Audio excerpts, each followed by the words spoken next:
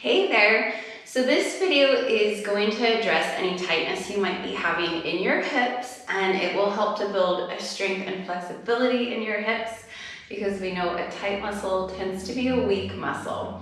So without further ado, we're going to go ahead and lie down. It's very important that your bottom leg, you kickstand it out, so it's going to be our foundational support system, if that made any sense. We're going to support our head and feel nice and comfortable right here. My kickstand leg is flexed. Again, just another reminder. My hand comes in front and it just tenses slightly as if it's barely touching. It's just giving me a bit of support. Navel into spine, and I'll be cueing you for a few things. So first things first, we're going to keep our leg in line with our hip. We're going to go ahead and flex our foot as we pull it forward, giving it to our abdominals. And then we're going to externally rotate our toes, squeeze our glutes, and press back. I want you to stay with my pace. It's intentional. It's actually, I think, a lot harder to go slower and make sure that you're doing it correctly, okay? So again, we're flexing and pressing through our heel as we come forward, squeezing our glute externally rotated on that foot as we press back. Good job. You want to think of length here in your leg. So you're finding extra length as if your toes reaching out for something that's not actually there. Okay, awesome job. Now another few pointers that are so important, pivotal, and that third word I can't think of is to make sure your pelvis is really stable. Okay, so your hips aren't rocking around to make the motion. So my butt is squeezed, my toes externally rotated, and this is going to show me where my line to reach up with my leg is, because that will not be the same for all of us.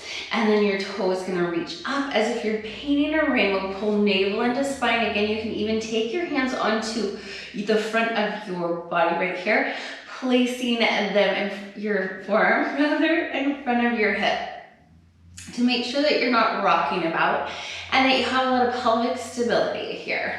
Good.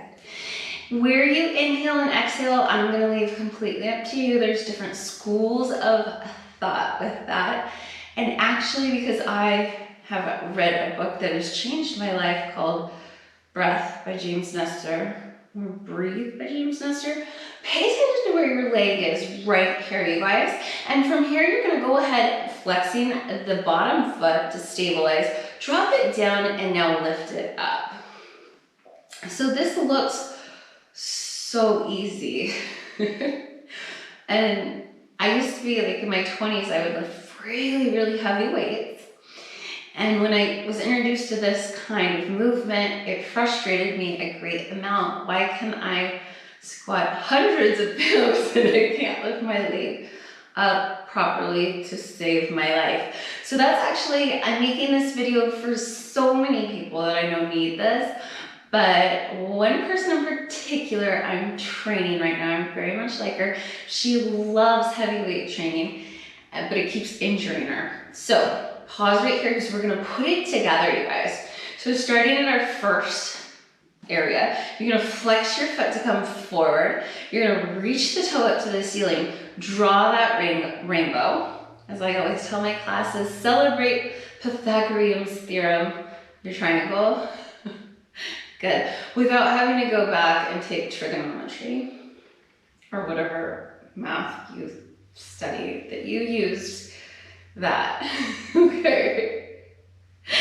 And right here, we're gonna reverse it. So making it beautiful, my bottom foot is still flexed. That's very imperative. Point your toe, turn it out, squeeze this glute, float that leg up. With control right here, lower that lever down. Point the toe, turn it out, float the leg, leave it up. Go ahead and drop it down. So we're just reversing it. Oh, back to breath, my bad. I'm just breathing through my nose now. It changed my life. Okay, you guys, that is the first side. We're gonna do the second side as well. If you are on day 2 or 3 of this, I want you to pause And then repeat that whole sequence again for 2 sets on that side. Go ahead, if you haven't yet, close your eyes and even just feel, do you feel like you have more space on the side you worked? You can move your legs around and feel it. You should have a sensation of more space in there, as all of those moves were built with flexibility and strength combined. So let's pivot around to the other side. This won't take you more than 10 minutes, maybe 12 at most. Okay, so my bottom foot is flexed. My toe is pointed. I'm making sure that my toe is in line with my knee and my knee is in line with my hip. My hand is tented. I flex my foot to come forward here. I externally rotate it, squeeze my glute, which is gonna help me figure out where the end game or the end of how far I go in this repetition is. Because if my glute wasn't squeezed, don't copy this next one. I'm gonna do a bad version of it that I don't want you to do. So if I wasn't really focusing on squeezing my glutes as I go back, it might look like something like that. And that's not what we want. Okay, good job.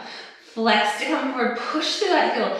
Challenge yourself to go just an extra half an inch or 2. It doesn't matter as you press that foot forward. That will help us create a lot of length in our posterior chain, the back body. So pointing that toe right here, pushing it out an inch, checking to see if we have stability in our pelvis. We're gonna lift that leg up and turn the toe out as we come down. Now, as we turn the toe out, that's actually happening right here in our hip socket. It's your femur bone, your thigh bone, moving in that socket. So don't push it, just pay attention, be aware of how you're moving. And one thing I'd love for you to challenge yourself first is to notice the difference from side to side and that imbalance that we all have in our body. But also notice how it changes if you're consistent. I employ you to do these every single day, building up to 30 reps of each for at least 5 to 10 days actually, and then I'll give you another video. So keeping this candlestick leg up here, you're gonna drop your leg forward and lift it up. Now you might have to adjust it. It might have to come closer to this foot. This is my tighter hip, so it can't come as, I don't have as much flexibility in the hip joint for it to drop straight in front. That's totally fine. It doesn't matter. What matters is that I'm showing up and I'm doing this for my body. Okay, we have 5 more. Exhale for 5. Pull navel into spine, control it on the way down. And 4, soften the knees so we're in our muscle, we're not hanging out in our joints. 3, and 2, and oh my gosh, I'm burning. If you're not, that's okay, but I am. Hold it right here. We're gonna put it all together as we sweep our leg back, finding the end point because we contracted our glute, floating it up, reverse rainbow, and dropping it in front of us, pausing at each location, and lifting, and dropping. Good job. And lift. Now, how is this gonna help you get out of pain and into shape, which is what I am most passionate about in life?